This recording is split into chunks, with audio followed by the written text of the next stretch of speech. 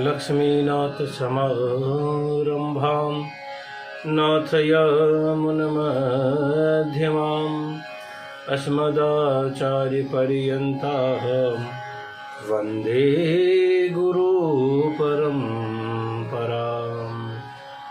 गुरुर्ब्रह्मा गुरुर्विष्णु गुरुर्देवो महेश्वर गुरुर्साक्षात् परब्रह्म तस्मै श्री गुरुवे नमः। वसुदेवसुतं देवं कंसचाणूरमर्दनं देवकी परमानन्दं कृष्णं वन्दे जगद्गुरुं। सभी को जय श्री कृष्ण, जय परशुराम। मित्रों, आज हम सभी इस वीडियो के माध्यम से भगवान परशुराम के जीवन चरित्र के बारे में कुछ जानकारी प्राप्त करेंगे। भगवान परशुराम भगवान विष्णु के छठे अवतार, जिन्हें भगवान का आवेशा अवतार माना गया है। भगवान परशुराम जी का जीवन पौराणिक मान्यताओं के अनुसार त्रेता युग के प्रारंभ में, हाल मंदसौर जिले, मध्य प्रदेश में मंदसौर जिले में मानपुर नाम का एक गांव, जहां जानापाव नाम का एक पर्वत है, वहां भगवान परशुराम का प्राकट्य हुआ।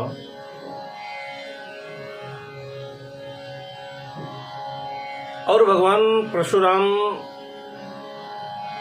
कई कारणों से लोक विख्यात हैं, जिनमें एक उनके द्वारा किए गए क्षत्रिय संहार भी प्रमुख रहा है। तो भगवान परशुराम जी ने एक क्षत्रिय संहार क्यों किया, और भगवान परशुराम जी को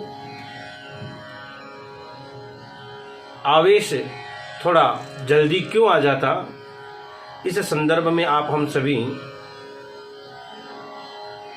कुछ जानने की कोशिश करते हैं। भागवतांतर्गत भगवान परशुराम जी के जीवन के संदर्भ में लिखा है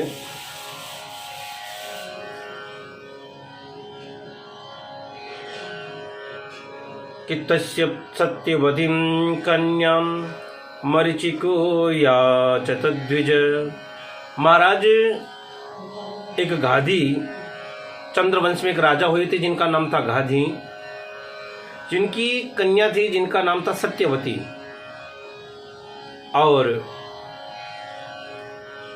महर्षि ऋचिक एक बार महाराज गाधी के पास गए, और महर्षि ऋचिक ने महाराज गाधी से कहा कि आप हमें अपनी कन्या प्रदान करो।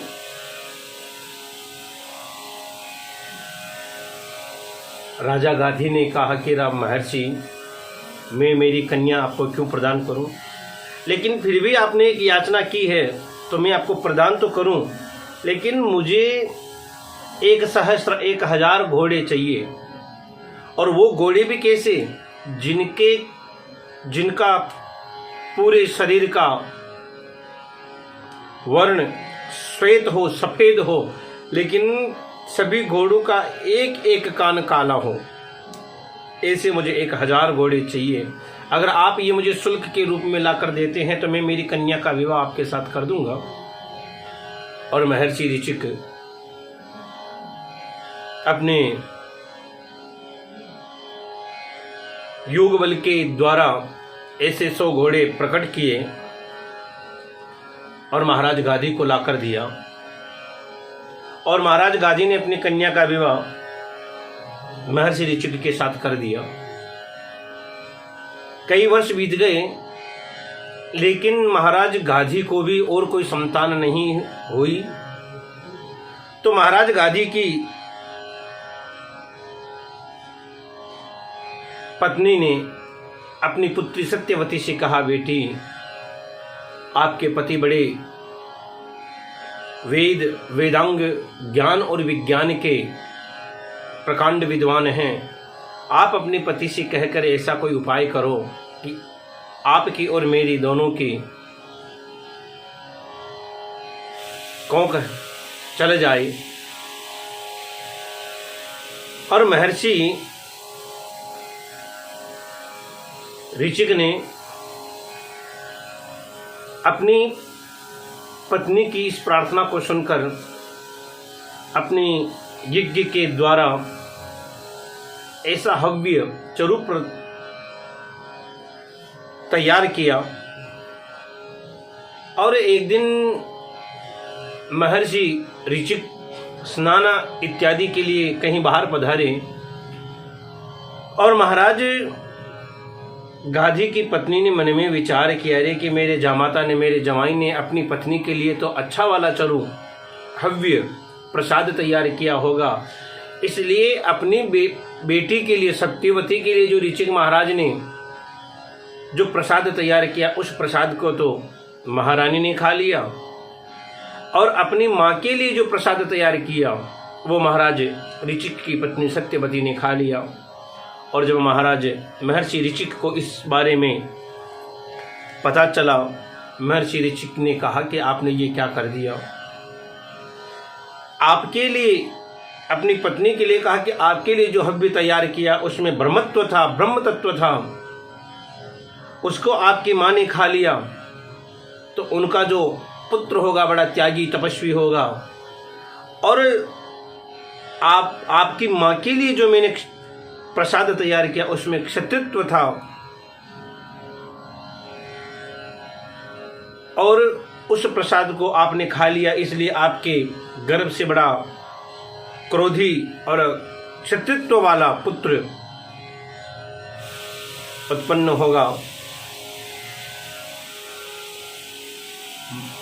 माता सत्यवती ने महर्षि ऋचिक के चरणों में गिरकर प्रार्थना की, कहा, पतिदेव मेरी इस भूल को माफ़ करिए, मुझे क्षमा करिए। और महर्षि ऋचिक प्रसन्न हुए और महर्षि ऋचिक ने कहा कि देवी ठीक है, तुम्हारा पुत्र तो बड़ा दयालु और शांत प्रवृत्ति का होगा, लेकिन तेरा जो पुत्र होगा, पोता होगा, वो थोड़ा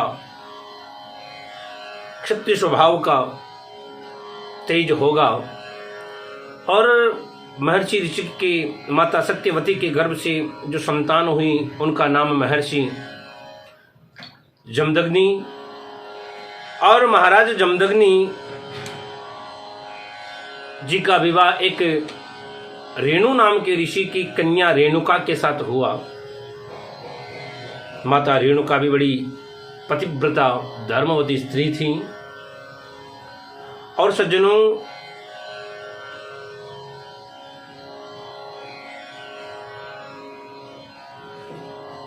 जमदग्नि जी के रुक्मवान, सुषेण वसु, विश्वावसु और सबसे छोटे वाले परशुराम जी, भगवान परशुराम भगवान विष्णु का ही आवेशा अवतार, 6वें अवतार के रूप में भगवान परशुराम का प्राकट्य हुआ।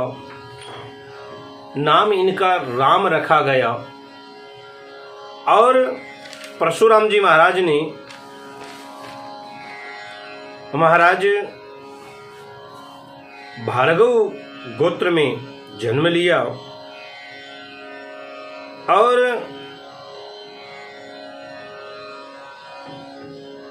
परशुराम जी ने अपने पितामह ऋचिक से कई विद्याएं प्राप्त की।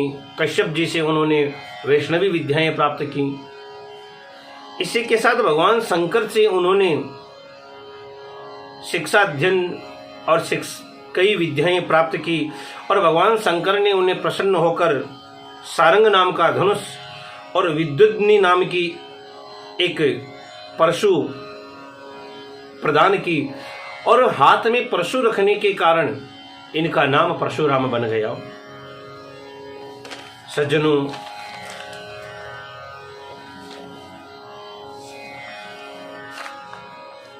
परशुराम जी महाराज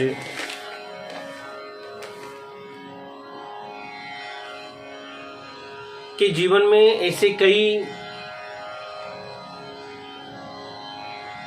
उदाहरण देखने को मिलते हैं जिसमें पितृ भक्ति, गुरु भक्ति और गौ भक्ति ये तीनों प्रदर्शित होती है।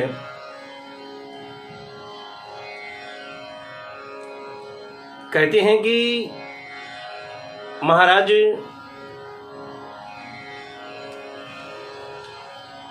हयवंशी राजा जिनका नाम अर्जुन, ये भगवान शंकर के भगवान दत्तात्रेय के भक्त थे और दत्तात्रेय भगवान ने उन्हें 1000 हाथ प्रदान किए, इसलिए इनका नाम सहस्त्रार्जुन भी बन गया। और सहस्त्रार्जुन के बारे में कथा आती भी है कि एक बार सहस्त्रार्जुन स्नान कर रहे थे और रावण ने आकर उन्हें कुछ कटु शब्द कह दिए और महाराज सहस्त्रार्जुन रावण को बंदी बनाकर अपने माहिष्मती नाम की नगरी में ले आए और कई दिनों तक उन्हें वहाँ बंदी बनाकर जैसे बंदर को बांध के रखे वैसे बांध कर रखा और पुलस्त ऋषि के कहने से उन्हें बंदी गृह से छोड़ा। मेरा कहने का तात्पर्य कि सहस्त्रार्जुन इतना बड़ा प्रतापी राजा जिन्होंने रावण जैसे प्रतापी को भी अपने यहाँ एक छोटे से बंदर के समान बांध लिया। एक बार की घटना कि महाराज सहस्त्रार्जुन शिकार खेलने के लिए वन में गए और वन में इतने आगे सुदूर निकल गए कि वापस लौटकर आ नहीं सकते और उन्होंने वहीं अपनी सेना के साथ पड़ाव डाल लिया जहां महाराज महर्षि जमदग्नि का आश्रम पास में ही था। और महर्षि जमदग्नि ने सोचा कि कोई राजा अपने यहाँ अतिथि बनकर आया है, तो महाराज जमदग्नि ने उनके लिए बड़ी सुंदर भोजन इत्यादि की व्यवस्था की और हजारों की संख्या में सैनिक, घोड़े, हाथी इत्यादि के लिए घास की व्यवस्था, सैनिकों के लिए भोजन की व्यवस्था, रात्रि में विश्राम व्यवस्था। राजा ने मन में विचार किया कि ऐसा तो कैसे हो सकता, एक ऋषि जो जंगल में रहता है इतनी सुंदर व्यवस्था कैसे जुटा सकता है। और राजा ने जब पता किया तो महाराज को पता चला कि महाराज जमदग्नि के पास एक गाय है जिसका नाम है कामधेनु और माता कामधेनु के प्रभाव से उनके पास सारी सामग्री उपलब्ध होती है। और जाते समय इस सहस्त्रार्जुन ने महर्षि जमदग्नि से कहा कि मुझे ये गाय दे दो। महर्षि ने ये देने के लिए मना कर दिया। और सज्जनों, सुबह महर्षि जमदग्नि तो अपने संध्या वंदन के लिए यज्ञशाला में बैठे थे और इससे हयवंशी राजा सहस्त्रार्जुन ने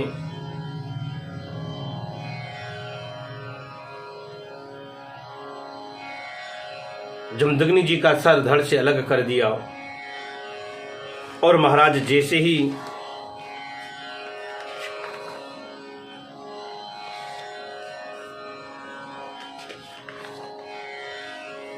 अपने पति का वध होता देख कि रेणुका दुख शोकार्ता निघ्नदायात्मना राम रामेहि तातेति विचुक्रोश चौके सती। महाराज माता रेणुका ने अपने पुत्र परशुराम को याद किया और परशुराम जी तत्क्षण प्रकट हुए और जाकर महिष्मती पर आक्रमण कर दिया। और वैसे ही सज्जनों, इन हयवंशियों ने जब एक ब्राह्मण का अपराध कर दिया तो महाराज इनका तेज तप तो उसी समय नष्ट हो गया था, बल पौरुष तो तभी नष्ट हो गया था। और महर्षि महाराज जमदग्नि जी के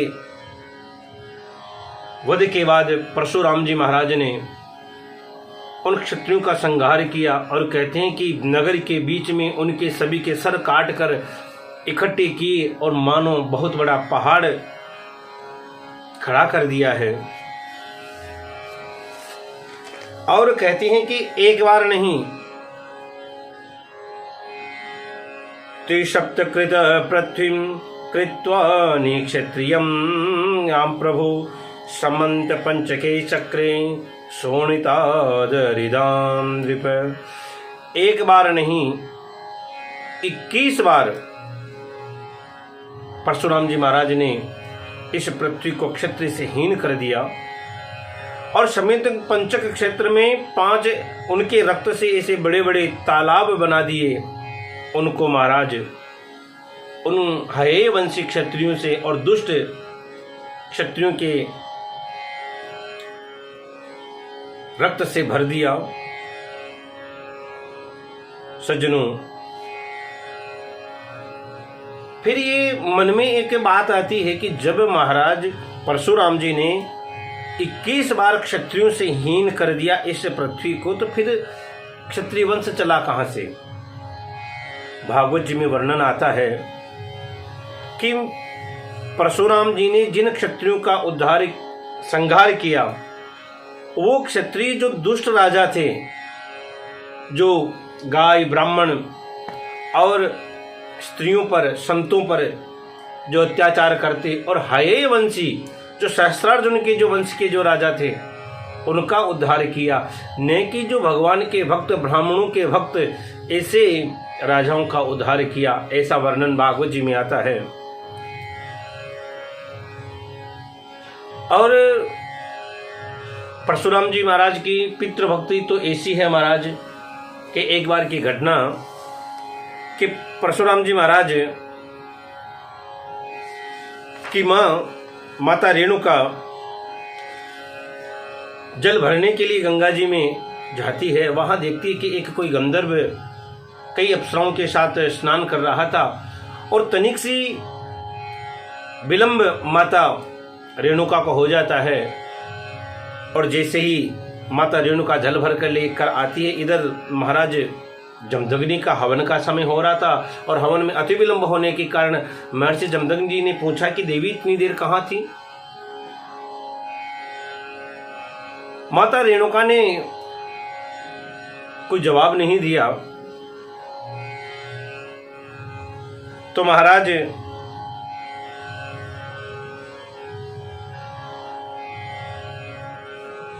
महर्षि जमदग्नि ने अपनी तपस्या के प्रभाव से सब कुछ जान लिया कि चित्ररथ नाम का एक गंधर्व नदी में स्नान कर रहा था और रेणुका उनके इस स्नान की जल क्रीड़ा को देखने में विलंब हो गया।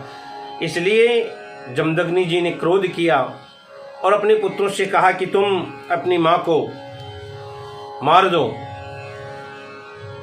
अब महाराज परशुराम जी के भाइयों ने सोचा कि मां को कैसे मार दिए, पिताजी अभी क्रोध में है लेकिन मां को कैसे मार दे। उसी क्षण परशुराम जी वहां पधार गए। परशुराम जी ने हाथ जोड़ के कहा, पिताजी मेरे लिए आज्ञा। कहा कि तुम तेरी मां को भी मार दो और अपने भाइयों को भी मार दो। और परशुराम जी ने एक क्षण भी विचार नहीं किया। कहते हैं न कि मात पिता गुरु के बानी विनय विचार करहु सनमानी। और महाराज उसी क्षण अपने भाइयों को भी मार दिया और अपनी मां को भी मार दिया। जमदग्नि जी बड़े प्रसन्न हुए कि बेटा तूने मेरी आज्ञा मानी है, मांगो वरदान मांग लो। परशुराम जी कहते हैं, पिताजी अगर मेरे ऊपर प्रसन्न नहीं है तो ये वरदान दो कि वव्रे हतानाम रामोपि जीवतम चा स्मृतम बधे, कि मैंने जो मेरे माँ और मेरे भाइयों को मारा वो वापस जीवित हो जाएं और पिताजी उन्हें ये याद ही ना रहे कि मैंने उनके साथ क्या किया। ऐसी पितृभक्ति परशुराम जी महाराज की। और परशुराम जी महाराज केवल क्रोधी ही नहीं अपितु बड़े तपस्वी संत भी थे। जब परशुराम जी महाराज ने इस पृथ्वी को 21 बार क्षत्रियों से हीन कर दिया और ब्राह्मणों को जब दान दे दी, तो परशुराम जी महाराज इस धरती पर कभी रात्रि का विश्राम नहीं करते, महेंद्र पर्वत पर जाकर रात्रि विश्राम करते। और जब धीरे धीरे समय बीता और महाराज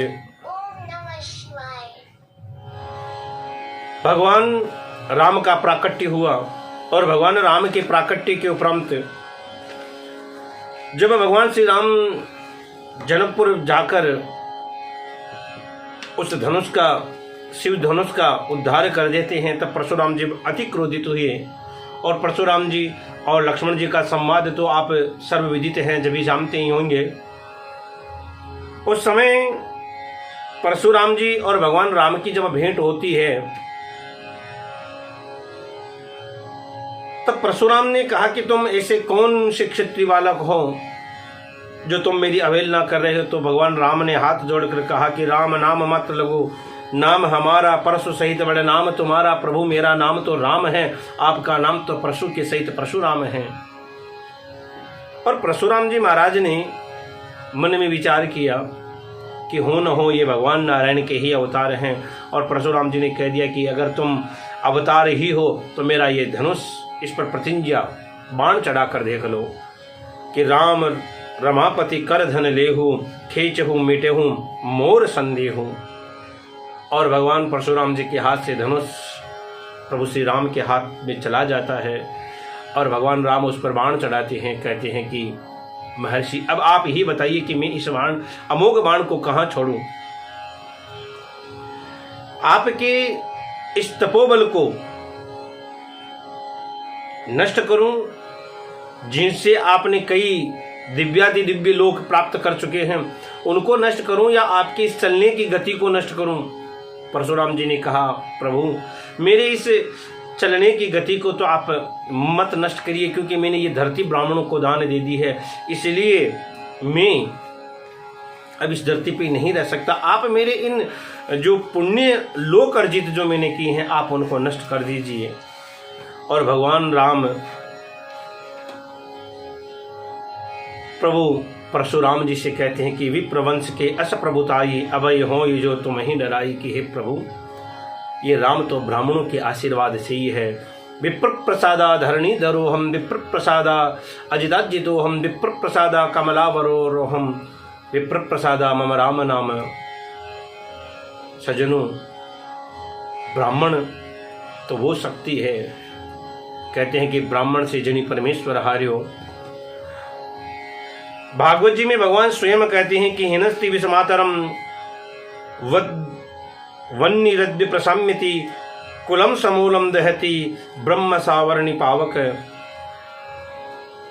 कि ब्राह्मण का श्राप रूपी जो विष है, ये 3 पीढ़ियों का विनाश कर देता है। इसलिए परशुराम जी महाराज हाथ में शस्त्र भी धारण करते, तपस्या भी करते, और पितृभक्ति और गौ भक्ति भी करते। इसलिए सज्जनों, आज के युग में मनुष्य को चाहिए कि परशुराम जी के जीवन से अनुसरण करके गौ भक्ति भी करें, गौ सेवा भी करें, पितृभक्ति भी करें, गुरु भक्ति भी करें, और अगर समय आ जाए अपने धर्म के प्रति कोई आंच आए तो उसके लिए भी तैयार रहे।